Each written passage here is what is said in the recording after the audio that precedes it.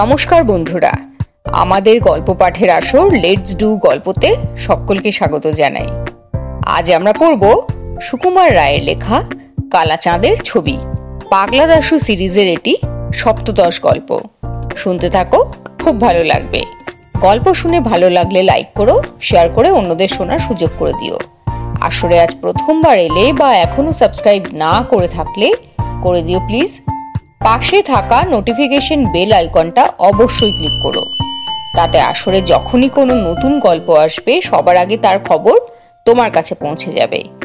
তাহলে চলো শুরু করা যাক। আজকের গল্প সুকুমার রায়ের লেখা কালাচাঁদের ছবি।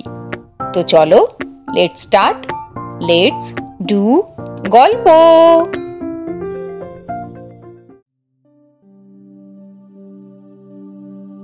কালাচাঁদ নিধিরামকে মারিয়াছে, তাই নিধিরাম হেডমাস্টার মশাইয়ের কাছে নালিশ করিয়াছে। হেডমাস্টার আসিয়া বলিলেন, কি হে কালাচাঁদ, তুমি নিধিরামকে মেরেছ? কালাচাঁদ বলিল, আগে না, মারবো কেন? কান ধরে একটু মলে দিয়েছিলাম, গালে একটু খামচিয়ে দিয়েছিলাম, আর একটুখানি চুল ধরে ঝাঁকিয়ে মাটিতে ফেলে দিয়েছিলাম। হেডমাস্টার মশাই বলিলেন, কেন ওরকম করেছিলে? কালাচাঁদ খানিকটা আমতা আমতা করিয়া মাথা চুলকাইয়া বলিল, আগে ও খালি আমায় চটাচ্ছিল। হেডমাস্টার মশাই জিজ্ঞাসা করিলেন, তোমায় মেরেছিল? না। ধমকিয়েছিল? না। তবে?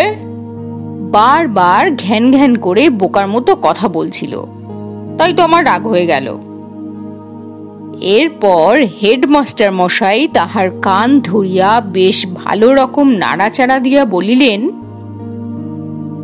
মেজাজটা এখন থেকে একটু সংশোধন করার চেষ্টা করো। ছুটির পর আমরা জিজ্ঞাসা করিলাম, হ্যাঁ রে কালাচাঁদ, তুই খামোখা ওই নিধিটাকে মারতে গেলি কেন? কালাচাঁদ বলল, খামোখা মারবো কেন? কেন মেরেছিলাম ওকেই জিজ্ঞেস কর না। নিধেকে জিজ্ঞেস করিতে সে বলিল, খামোখা নাই তো কি? তুই বাবু ছবি এঁকেছিস, তার কথা আমায় জিজ্ঞেস করতে গেলি কেন? আর যদি জিজ্ঞেসই করলি, তাহলে তাই নিয়ে আবার মারামারি করতে এলি কেন? আমরা বললাম, আরে কি হয়েছেটা কি, একটু খুলেই বল না। নিধিরাম বলল, কালাচাঁদ একটা ছবি এঁকেছে, ছবির নাম খান্ডব দাহন। সেই ছবিটা ও আমায় দেখিয়ে জিজ্ঞেস করলো কেমন হয়েছে। আমি বললাম যে এটা কি এঁকেছো, মন্দিরের সামনে শিয়াল ছুটছে? কালাচাঁদ বলল, না না, মন্দির কোথায়, ওটা হলো রথ। আর এগুলো তো শিয়াল নয়, এগুলো তো রথের ঘোড়া।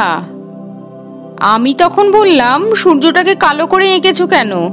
আর ওই চামচিকেটা লাঠি নিয়ে ডিগবাজি খাচ্ছে কেন? কালাচাঁদ বলল, আহা তা কেন, ওটা তো সূর্য নয়, ওটা সুদর্শন চক্র। দেখছো না শ্রীকৃষ্ণের হাতে রয়েছে। আর তাল গাছ কোথায় দেখলে? ওটা তো অর্জুনের পতাকা। আর ওগুলো বুঝি পদ্ম ফুল বলছো? ওগুলো দেবতা, ও খুব দূরে আছে কিনা তাই ছোট ছোট দেখাচ্ছে। আর এটা বুঝি চামচিকে হলো, এটা তো গরুর পাখি, একটা সাপকে তাড়া করেছে। আমি বললাম, তা হবে, আমি ওসব বুঝি টুঝি না। আচ্ছা, ওই কালো কাপড় পরা মেয়ে মানুষটি ওদের যে মারতে আসছে, ওটি কে? কালাচাঁদ বলল, তুমি তো মহা মুখ্য হে, ওটা গাছে আগুন লেগে ধোঁয়া বেরোচ্ছে, বুঝতে পারছো না? এ তো তুমি ভারী অবাক করলে হে। আমি তখন বললাম, আচ্ছা এক কাজ করো না কেন ভাই, ওটাকে খান্ডব দাহন না করে সীতার অগ্নি পরীক্ষা করে দাও না কেন? ওই গাছটাকে শাড়ি পরিয়ে সীতা করে দাও, ওই রথটার মাথায় জটা টটা দিয়ে ওটাকে অগ্নিদেব বানাও। কৃষ্ণ অর্জুন আছেন, তারা হবেন রাম লক্ষণ। আর ওই সুদর্শন চক্রে নাক কান হাত পা জুড়ে দিলেই ঠিক বিভীষণ হয়ে যাবে। তারপর চামচিকের পেছনে একটা লম্বা ল্যাজ দিয়ে তার ডানা দুটো মুছে দাও, ওটা হনুমান হয়ে যাবে এখন।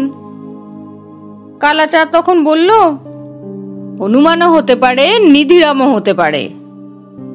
আমি বললাম, তাহলে ভাই আরেক কাজ করো, ওটাকে শিশুপাল বধ করে দাও, তাহলে আর কৃষ্ণকে বদলাতে হবে না। চক্র তুলে শিশুপালকে মারতে যাচ্ছেন।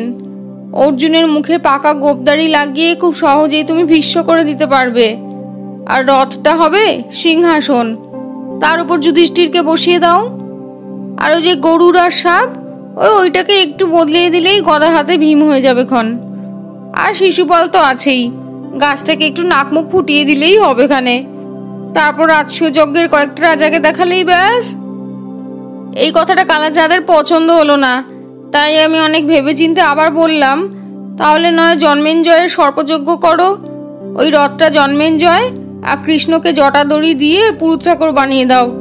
সুদর্শন চক্রটা হবে ঘিয়ের ভাঁড়, যজ্ঞের আগুনের মধ্যে তিনি ঘি ঢালছেন। ওই ধোঁয়াগুলো মনে করো যজ্ঞেরই ধোঁয়া। একটা তো সাপ আছেই, আরো কয়েকটা এঁকে দিও। আর ওই অর্জুনকে করো আস্তিক, সে হাত তুলে তক্ষককে বলছে তিষ্ঠ তিষ্ঠ।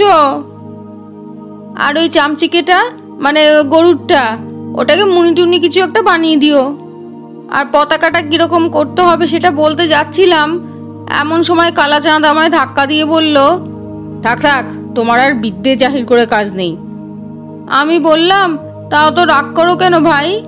আমি তো আর বলছি না যে আমার পরামর্শ মতো তোমাকে চলতেই হবে।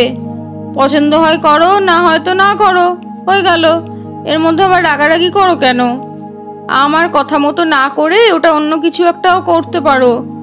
মনে করো ওটাকে সমুদ্র মন্থন করে দিলেও তো হয়। ওই ধোঁয়া ওঠা বড় গাছটা মন্দার পর্বত, রথটা ধন্বন্তরী কিংবা লক্ষ্মী, মন্থন থেকে যে উঠে এসেছেন। ওদিকে সুদর্শন চক্রটা চাঁদ হতে পারে। অর্জুনের পেছনে কতগুলো দেবতা এঁকে দাও, আর এদিকে কৃষ্ণ আর চামচিকের দিকে কতগুলো অসুর। এই কথাটা ভালো করে বলতে না বলতেই কালাচাঁদ আমার কান ধরে মারতে লাগলো। আচ্ছা দেখো দেখি কি অন্যায়। আমি বন্ধুভাবে দুটো পরামর্শ দিতে গেলাম, তা তোমার পছন্দ হয়নি বলে আমায় মারবে? যা বলেছি সব তো শুনলে, তোমরা বলো এর মধ্যে রাগ করার মতো কি হলো বাপু? বাস্তবিকই কালাচাঁদের বড় অন্যায়। সে রাগ করলো কিসের জন্য? নিধিরাম তাকে মারে নাই, ধরে নাই, বকে নাই, গাল দেয় নাই, চোখ রাঙায় নাই, এমনকি মুখও ভ্যাংচায় নাই। তবে রাগ করার কারণটা কি? ব্যাপারটা কি ঠিক বোঝা গেল না।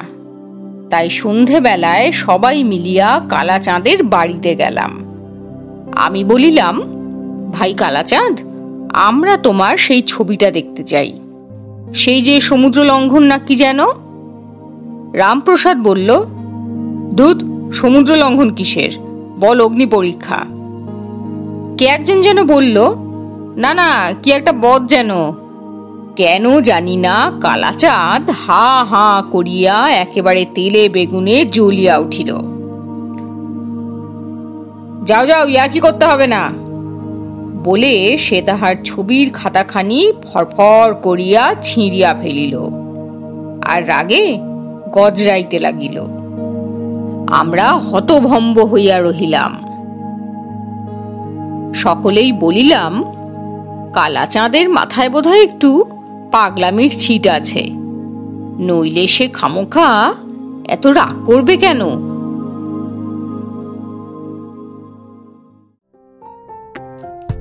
শেষ হলো সুকুমার রায়ের লেখা কালাচাঁদের ছবি। কেমন লাগলো কমেন্ট করে জানিও। অন্য কোনো গল্প শোনার ইচ্ছে হলে সেটাও আমাকে কমেন্ট করে জানিও, চেষ্টা করব পাঠ করার। গল্প শুনে ভালো লাগলে লাইক করো, শেয়ার করে অন্যদের শোনার সুযোগ করে দিও। আসলে আজ প্রথমবার এলে বা এখনো সাবস্ক্রাইব না করে থাকলে করে দিও প্লিজ। পাশে থাকা নোটিফিকেশন বেল আইকনটা অবশ্যই ক্লিক করো, তাতে আসলে যখনই কোনো নতুন গল্প আসবে সবার আগে তার খবর তোমার কাছে পৌঁছে যাবে। তাহলে আজকের মতো বিদায় নিচ্ছি। আবার হাজির হব লেটস ডু গল্পের পরবর্তী এপিসোডে এরকমই অসাধারণ কোনো একটা গল্প নিয়ে। Till then take care and stay tune to let's do গল্প।